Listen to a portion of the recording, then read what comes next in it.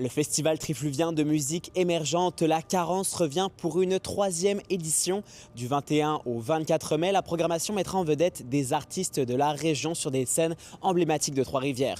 Du mythique Zénob à l'île Saint-Quentin en passant par la mine. Et alors que les derniers détails sont encore à régler, j'ai accompagné le comité organisateur dans cette dernière ligne droite. Ça vient d'un projet des amis qui sont là-bas, qui ont remarqué que les artistes de la région s'en vont vers Québec ou Montréal pour vivre de la musique. Il y a des spectacles dans plusieurs scènes à l'année, mais pas d'événement de ce genre qui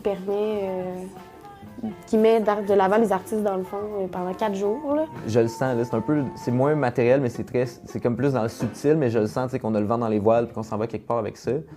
Puis, concrètement, en fait, on nous souhaite des subventions comme des différents paliers de gouvernement.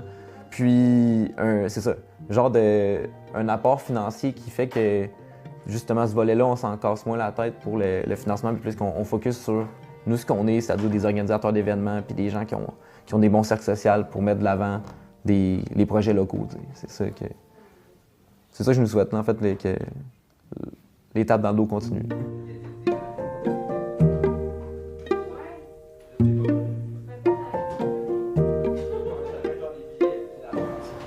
Je suis Antoine Gagné, puis je suis le directeur technique et co-organisateur du festival.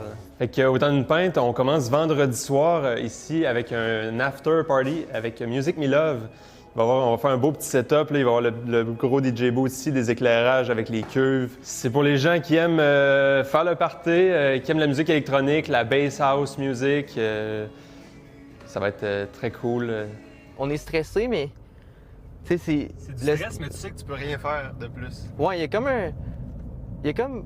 On a tout planifié, mais il faut pas trop s'attacher au script, si je peux dire ça de même.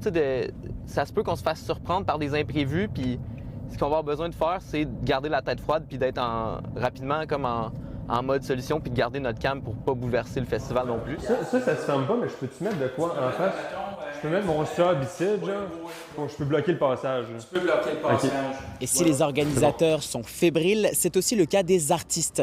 L'intégralité des bénéfices leur seront d'ailleurs reversés et pour beaucoup, il s'agit de leur premier festival. C'est notamment le cas du rappeur trifluvien 11 mots. T'en as d'autres festivals à Trois-Rivières, mais ils vont surtout chercher des artistes qui viennent pas d'ici, en vrai, là, des gros noms qui viennent de Montréal ou des fois même plus loin, là, comme un festival, ça va aux États-Unis.